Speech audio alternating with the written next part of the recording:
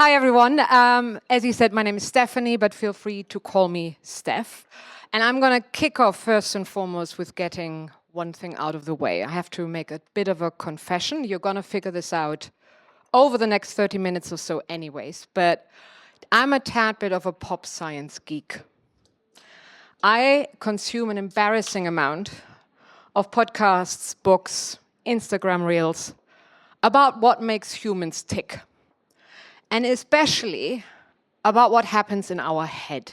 I find that endlessly interesting. But I do promise you that I think there are things in there that I think are incredibly relevant to what we all do. And I just figured, though, I tell you this first and foremost as you settle in, because it's only a fair warning. So, with that said, I think there is a very recent example that kind of demonstrates that link, in case you're wondering, where the hell am I going? And that is the recent Artemis mission. Now, I don't know if any of you got as into it and as excited as I did, because I really did. Maybe also because at that time, the entire rest of the world seemed to go to hell in a handbasket, right? And there were many things about Artemis mission that I got excited about. Yes, you see, the astronauts were all my age. Okay, that's kind of awesome, because that meant I could have been an astronaut. I always knew that deep down. Also, there were women in mission control. That was so cool, right? And of course, my favorite, that's why I make you look at a picture of it.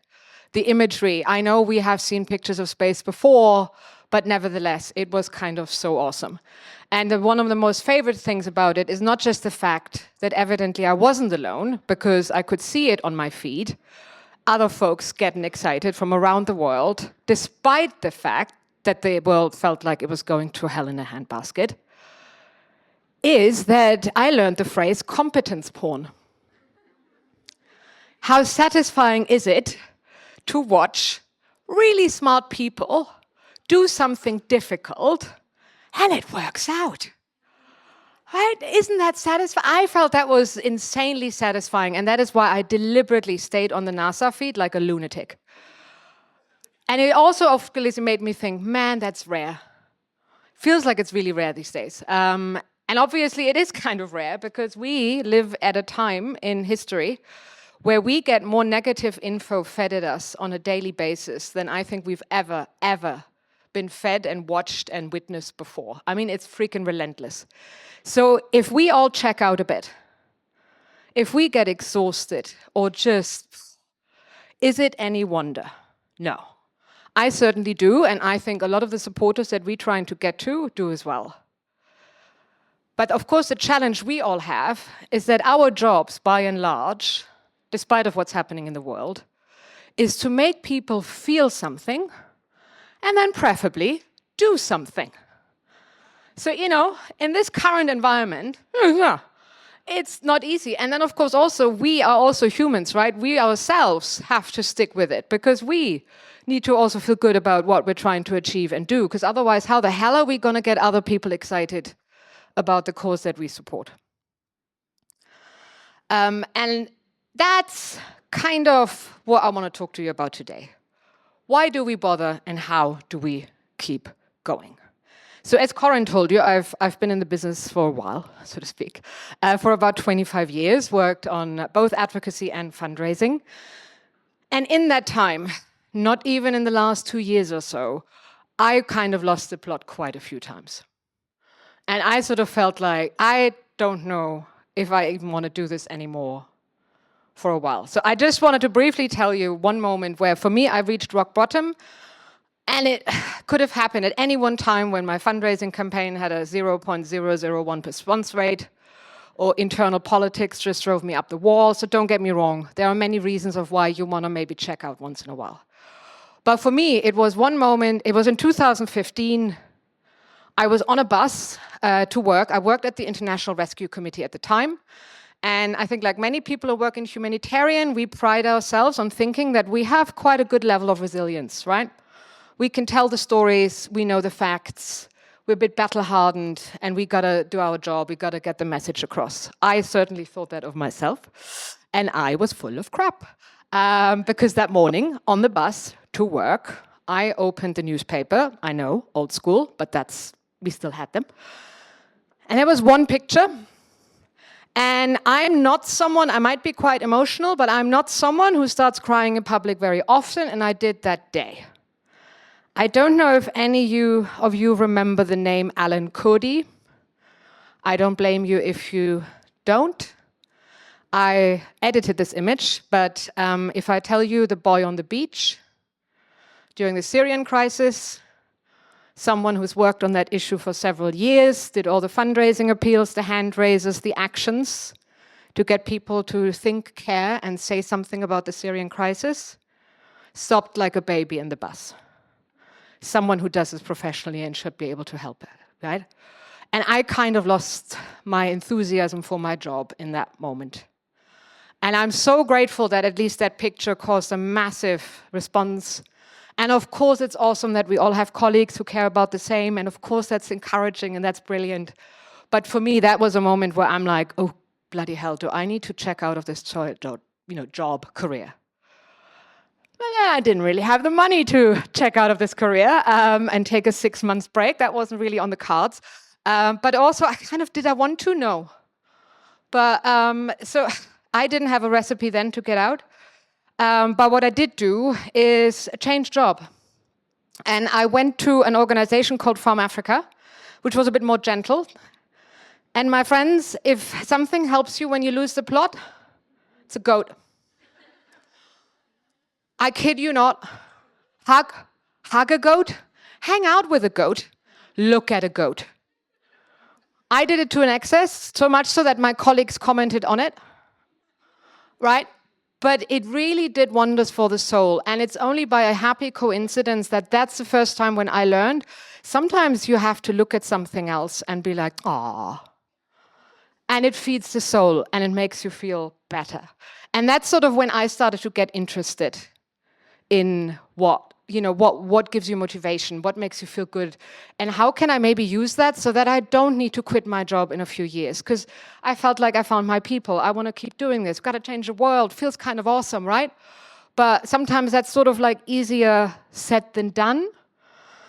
And that's when I became the pop science geek I just talked about. So I wanted to therefore tell you a bit more about what since then I have learned on all that podcast, books, and Instagram reels I've learned, because again, I felt it helped me quite a bit.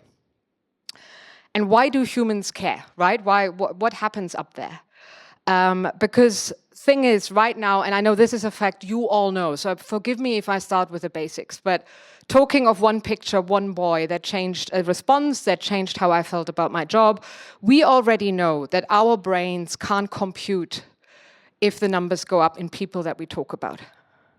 Right? We're not built for that. We didn't, evolutionary-wise, evolve beyond caring about the 50 people that we talk to, touch, we speak to. Right? Our brains are just not computed for that. It's not that people don't care. It's that simply we have too much people that we're trying to tell them about. It's why most of you who work on issues with humans talk about the one case study, right? Because that's the thing. It's when it was researched, they call it compassion fade. Paul Slovich, he did the research on that. Our brains just can't handle it. So it's really not that when we get angry, because thousands have died, hundreds are suffering, why don't you all care? Our brain isn't built for that. It is why most of us talk about that one case study, right?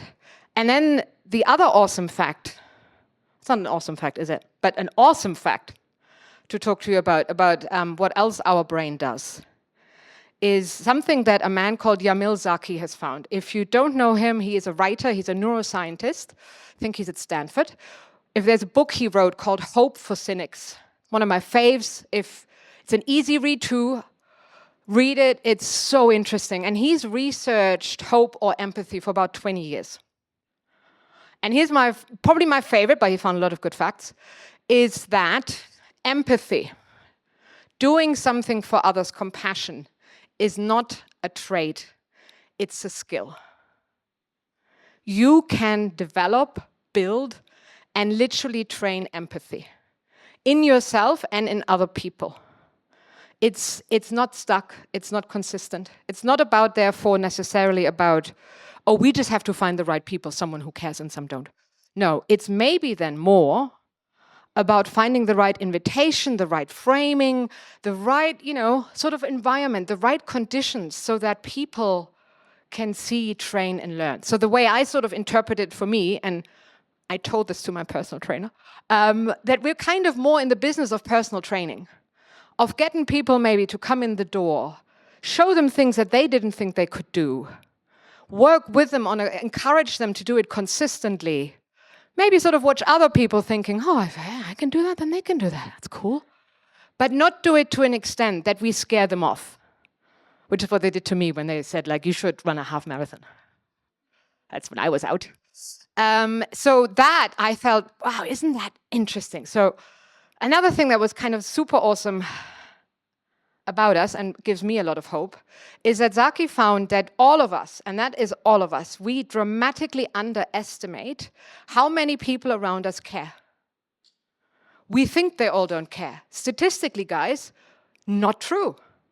Okay, I work on climate now, so forgive me if I sort of use some climate examples, but there was a recent poll that found that 77% of people in this country really care, concerned, and want to do something about climate change. Read the media or see what our politician talks about? It's not at all the case, apparently. There's this massive disconnect. So, I mean, I don't blame us for not knowing it, but please know that we are underestimating how many people are out there, that silent majority, that actually cares about the issues that we care about just as much. But maybe they are, therefore, the silent majority because they just don't know where to find their other folks, right? Because it's messy out there. And that's why I'm like, oh, okay, so that's all good stuff. There are people out there. And one other more fun fact, and this is sort of a picture that tells you that. When you watch someone do something awesome, compassion, kindness, fatigue, something brave maybe, Jonathan Haidt called it the moral elevation. It makes you feel warm and fuzzy inside. Makes us feel really good. It makes us feel good about ourselves. And it makes us feel good about other people. And here's also the fun thing, is it travels. If you feel good about something that happened to you, you're going to tell your friends. It's why I did bore people with, yeah, I went to the gym and it was really awesome, you should come too. But goodness, good feeling, it statistically proven that it makes us feel good about ourselves. And our brains love that. So, and it travels, right? And that brings me to penguins. That was my favorite transition of the whole thing. I could go home now. Again, I tell you things you already know. Pebbling, when we send the right meme at the right time to the right person and we make their day. But I mean, anytime we have memes, gifs that make people laugh, a YouTube video we send each other. Pebbling, when the penguin brings its friend and a stone, which is just so cute and awesome. But that is kind of our modern version of that traveling. So the evidence that that is kind of in us and actually programmed into us is out there. We just maybe not always find it in the right places, or maybe we're not always looking for it. So the kind of not conclusion, but fact I thought I came to is maybe it's really not about people don't care.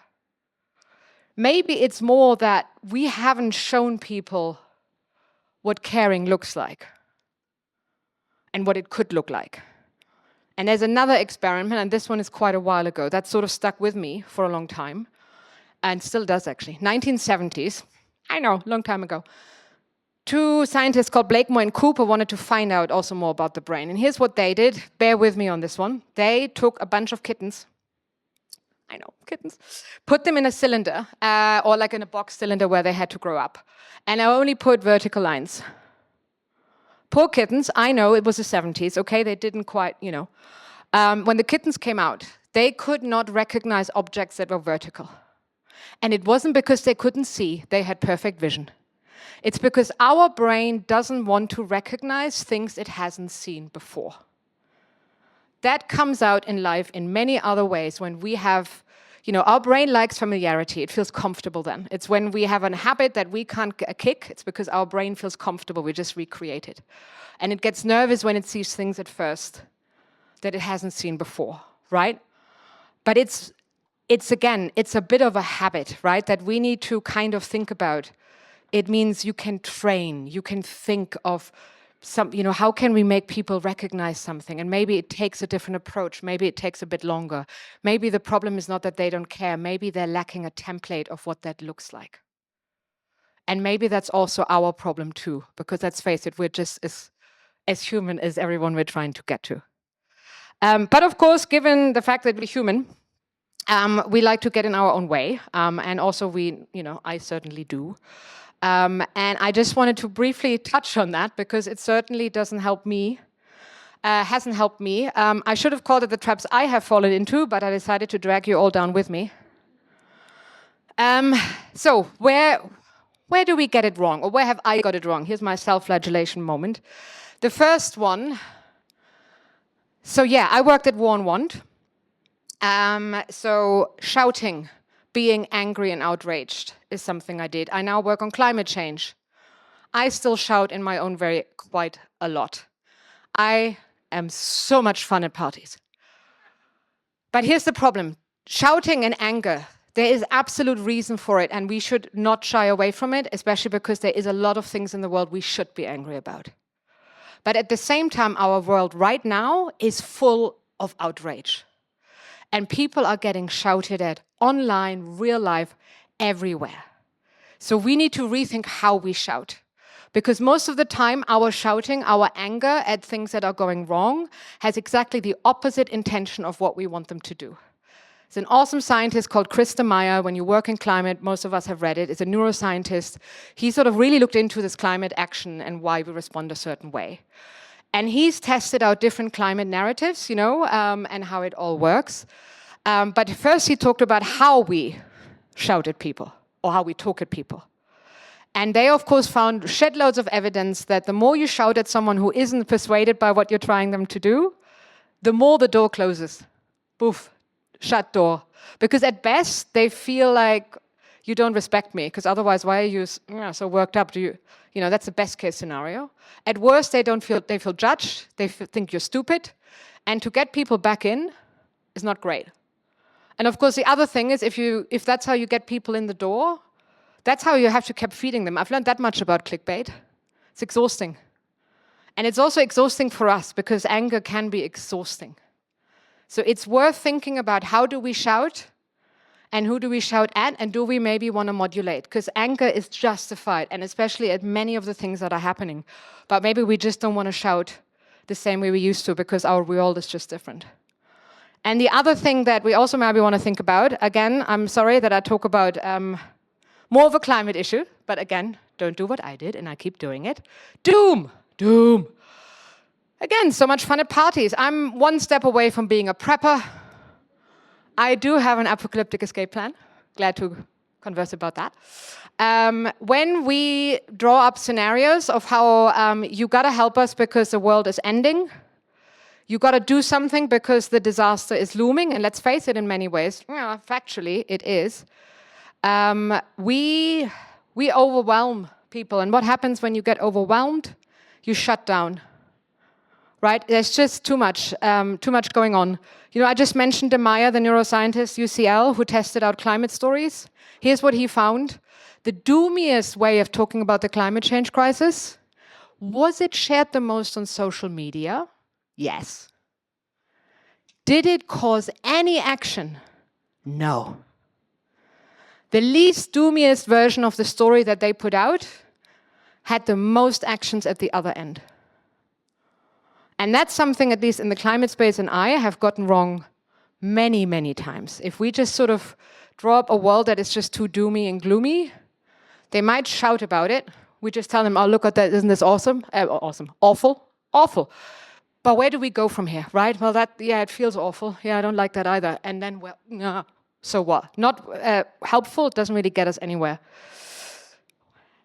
And here's my favorite, because I've done this one the most. I've been the most annoying about it too, especially now as a consultant, language and how we speak to people. I doubt that many of you have done it to the extent that I have, but just to give you an example. So I left Client Earth a couple of years ago, full of my climate knowledge, and one of my first clients, awesome people at Médecins Sans Frontières. And there I am telling them about climate funding, it's so important. And let's face it, Médecins Sans Frontières are currently at the forefront of the climate crisis. They are supporting people right now who are losing lives, who deal with illness, who go through it in a way that we here can't even fathom. So there I go, talk, climate funding, adaptation, mitigation, woohoo. They stopped me before I even got to page 2, because these people who are doing it said, I'm sorry, what's adaptation? So you can see that if we speak about the work that we do and try to get people, we often forget how much we talk jargon. But of course, as tribal folks, we like to speak in a language that our people understand. So we do shortcuts, we do certain language that is just easy for us, makes us feel like we belong. But the problem, people outside of our tribe, they ain't feeling it.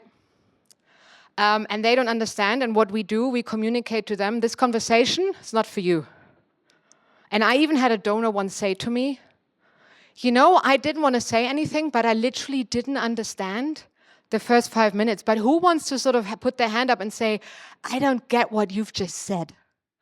And all of these words up there that I have used in many reports and speeches and blah, blah, I should burn them all, because no one knows what the hell I was on about. I'm sure you didn't do it as much as I did, but I sure did. And then I made people feel crappy. And when they feel crappy, they don't want to do anything with you. That's a sad bit. Last but not least, also a tough one, comes out in different ways. When we're a little bit too certain. I've given you some highlights from history here. But certainty is a weird one. And it's an interesting one, but I think a really, really important one. When we communicate out to the rest of the world that we think what the world looks like and what's going to happen, we shut the door, and anyone, and that includes us, on having agency, we can do something about it. If we say the next prime minister, we all know who it's going to be in the UK thanks to this election, well, why the hell should I then bother supporting you? Because apparently the future is set. If we keep telling people that the climate disaster is coming, all right, let's crash and burn then. So, the certainty, so often we use certainty because we feel we need to tell people to get them on board and be certain about stuff. But actually, at the same time, we have to be careful with how we use it. Because certainty, especially how our heads work, they take that as read. And then, of course, why am I here, right? And certainty also comes out when we think we know what our supporters might think. The amount of time, guys, where I did maybe an event or a campaign where I could have sworn that's how it's going to go, because the last one did. And I was so wrong. Kind of wild, really. So that's still what I'm sort of working on, because I don't know. So what helped me, or what sort of helps me to maybe sort of trying to not fall into the traps? One thing that helps me, and forgive me if I now drag you into my background a bit, is a different perspective. To just sometimes take a step back and just sort of recognize that the way we look at the world is really just our way of looking at the world. And again, remember how our brains work. They like familiarity, right? So they won't always help us to think, oh yeah, should I look in a different way? So I know the accent is German, but my mom is from South Africa. Doesn't it look pretty? It's Cape Town, my second home. Why am I showing you Cape Town? For a couple of things, because having grown up half there, it's been such a masterclass of just sometimes looking at the world in a slightly different way. Because what it obviously teaches you first and foremost, and look at me, white privilege personified. So of course I already have a slightly skewed view, but did I learn about inequality and injustice from the age of 1? Yes. Because it whacks you in the face with it.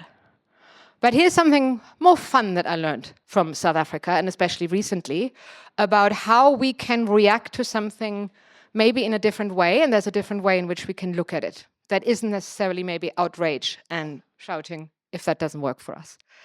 So last year, when the current president of the United States was very, very busy with putting tariffs all everywhere, he doesn't like South Africa at all. And what he decided to do is to offer asylum to white South African farmers.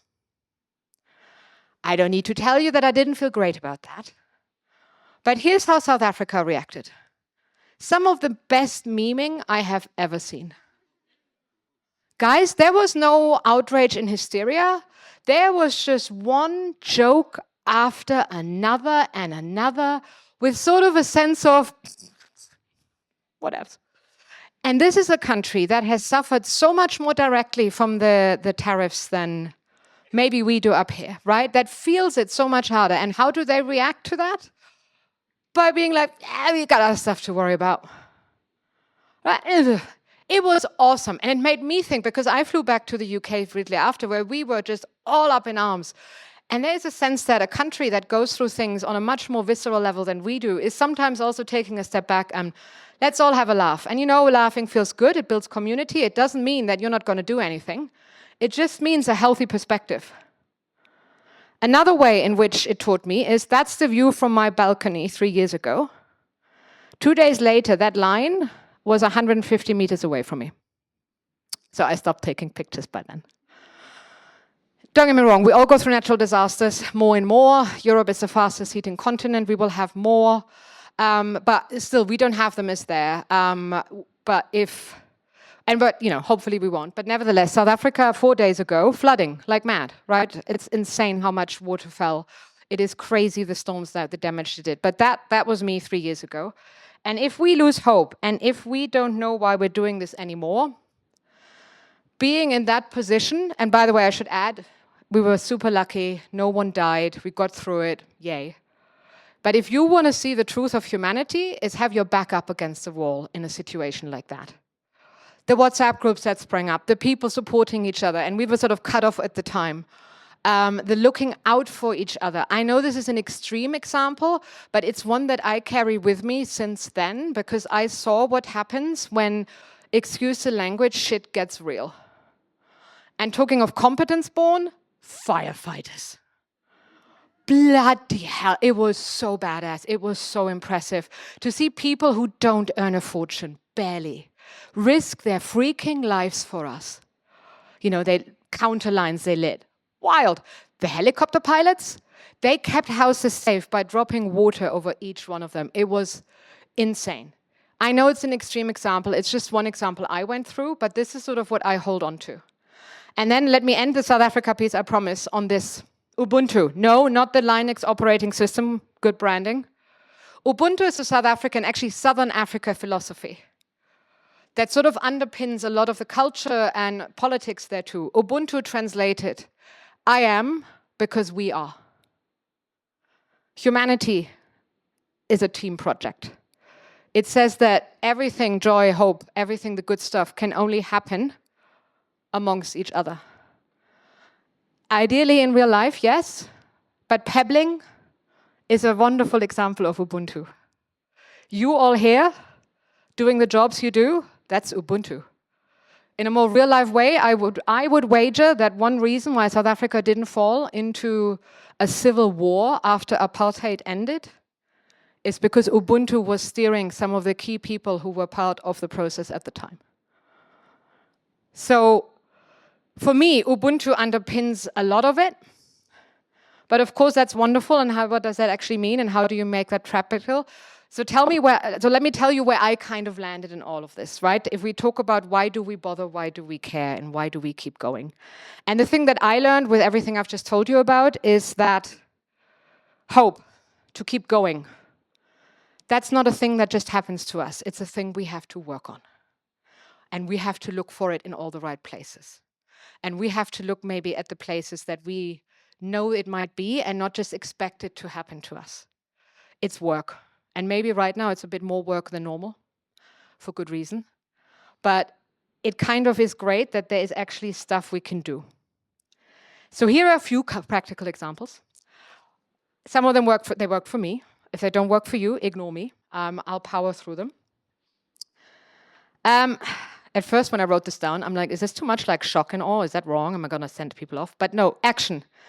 Again, let's revisit our brain. When we do something, when we take an action, it tells our brain that I have agency. I don't care what you do and how you do it. It could be at work. It could be at home in your free time. If you despair and you do something as small as it is, your brain stops to ruminate and think, oh, maybe we can do other things now. Okay, that's cool. So to take action for yourselves or for the people you're trying to reach, which I think you all know from the lectures I've been to so far, is key. The other thing is awe, because it's very hard to be depressed when you're in awe of something. For me, it was the goat. Sometimes also a tree. Trees are awesome. It's other people who risk their lives to make sure that we made it out. Awe is an amazing emotion, and it clears out depression.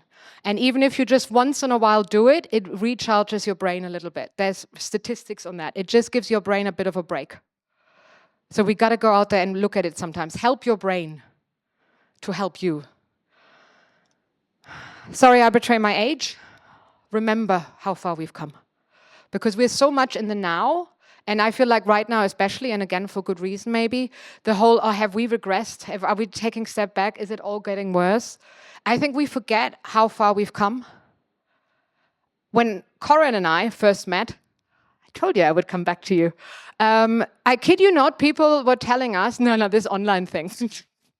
Surely not, no. We're doing another print appeal, right? Yeah. They also told us, you should never mix campaigning and fundraising. That's madness. Guys, 20 years ago. Not even 20, yeah, 20 years ago? 20 years ago. Also, can I just say, 20 years ago, no iPhone. That was only invented in 2007. That's a bit mad, no? So, since then, that one thing, for better or for worse, I'm not saying it only brought us good stuff, we raise money with it, we get people to advocate for us with that thing. It's just crazy how much we evolve and adjust to what's happening to the level of technological change or societal change around us. So once in a while, I deliberately like to take a step back and just remember, yeah, it might not feel good right now, but holy moly, we've come a long way. And holy moly, have we learned a lot. I mean, I talk to my computer now like it's a human, right? I went to the AI talk, which was awesome. If you had told me that 4 years ago, I would have been like, what? I don't know. That's TV shit. That's not real. So we just forget. This is the thing I feel like I need to talk to you at least about from what I've heard. I think the other thing is we don't try enough new things because it's so much happening right now that you tend to, again, this is your brain, right? It's just a bit overloaded. Oh, I need to just stick with the familiar. We don't experiment enough. We don't play enough. We don't pivot accordingly, because sometimes it is that split test. It is the event you've never did before. It is a different lingo or maybe the different ambassador. Whatever you do is because there are targets, there are budgets, we just sometimes forget to make a little bit of space for playing and trying and doing something even at the smallest way so we can learn, because the reality is our world is changing rapidly, and once in a while we gotta make it fun because we work on very serious things, right? But let's not always take ourselves all that seriously. Take the work, but again, it helps your brain to just take a break from this consistent overload of brutal stuff. And my favorite, stay curious. Ask questions. If someone didn't react to what you did, why?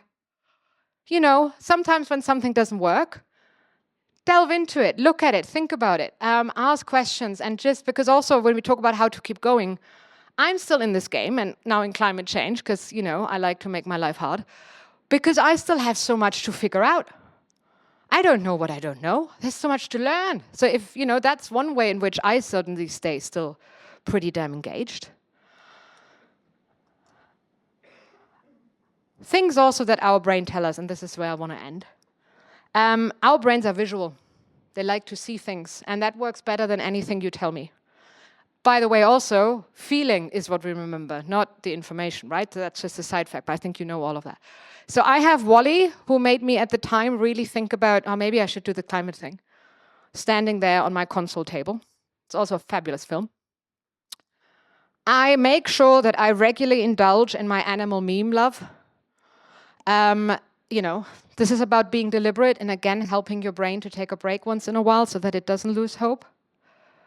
I kid you not, this is not the one. I have printed out last week a picture of the Artemis mission, and it's hanging on my wall now. Because even if I don't do it deliberately, just looking at it once in a while, I have a moment of, oh, that's cool. Help your brain. And if nothing else, do that. Hang out with other people who are in awe. other people who feel that way. That's the audience, obviously, of Artemis, because, obsessed. Boy, does it help your brain to feel like, my people, my tribe. Maybe a different kind of tribe than normal, but look, we all have that in common. Isn't that awesome? So if that's your colleagues, if that's another demo, if that's this event, do it, because that really helps, and help others see it too. Help them train their empathy muscle. Help your own empathy muscle, because, it happens to us too that we just sort of get over it. And then I'll end here, because guys, this is why I needed the roving mic. That's us. That little thing, all of us, that's us right now. Everyone we try to talk to, everyone we're kind of trying to get to. Okay, maybe space isn't for you, but isn't that awesome? And a human took that picture with an iPhone, and I'm not doing an Apple advert. I just think something that didn't even exist 20 years ago, and then they come back, and everyone here was just like, yeah, but the world is ending. And they're like, no, look at it. Look at the wonder, and look at all of us hanging on that little blue dot. So, and here is where I'll end. Why do we bother? I think because of who we are. We just kind of forget it, because the world around us right now likes to try to get us to forget it. But if it's evolution, if it's Ubuntu, whatever it is who we are. That's how we were built. How do we keep going? Well, we work on it once in a while. Take a step back, play, be curious, figure it out, but be deliberate about it. Help our brain to take a break. And it also about how to keep going. Well, we kind of have to. We can't roll over now. And here's the awesome bit. Because we can. The fact that you're all here doing the jobs you do is the absolute evidence of that. And that's what I wanted to leave you with. Think we have time for some questions, but you will tell me if not. And that's me. Thank you all so much.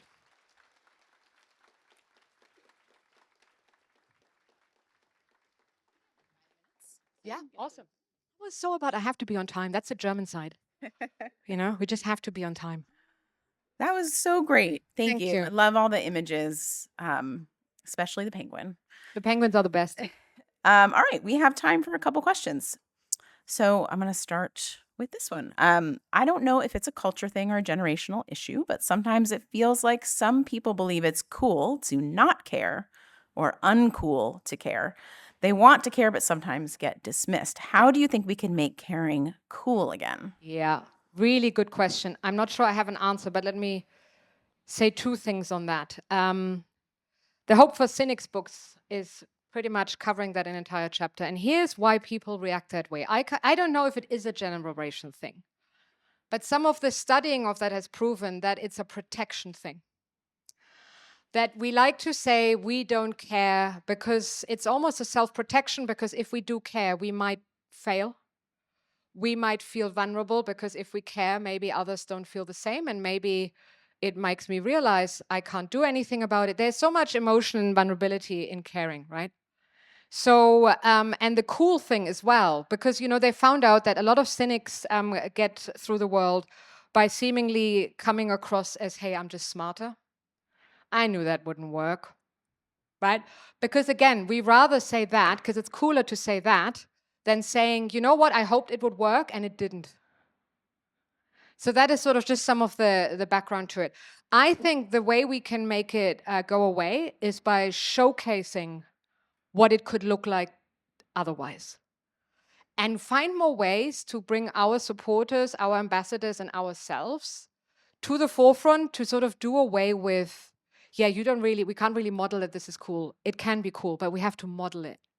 Maybe also not worry so much about the being cool bit, but more about the, look, here's a template of what this could look like.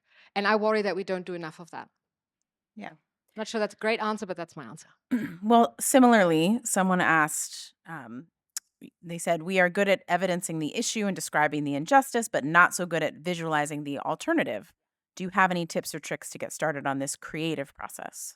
Absolutely. So imagery, number one, it depends on what cause you work for. look at your images, look at the people, or if it's an animal, the animals, bring your imagery to the forefront. Start there, right? Because imagery, the brain is visual. Again, that's the reason why I lost my plot when I saw one picture. Think of your brains and what responds to that. And we tend to overload our reports, our appeals, our emails with a shed load of data. In fact, put imagery in there that is impactful, that is the best it can be, have the highest standards for your imagery. Put in, if you want to talk data, put in a graph. Don't put in the numbers, show them in a visual. Visuals are so powerful. If it's not photography, go that route. And last but not least, in the communications you put out, again, talk more about or give people a chance to see more about what it feels like rather than whack them with 15 statistics, which you know because you guys are the experts on it, right? So you feel like we need to tell them everything, but you're not talking to an expert audience. So you got them in the door through how they feel about it and maybe whack them with one statistics and then talk about a story. Because we are human, we love stories. We switch off when it's too many statistics. Thank you. There's a lot of really good questions in here. We don't have time to get to them, but you can answer them in the app, or you could find Stephanie I'm here. later. Yeah. Just really quickly to close out, if you can give us one sentence, what is your apocalyptic escape plan? Oh, one sentence. It has 3 stages. Okay, quick.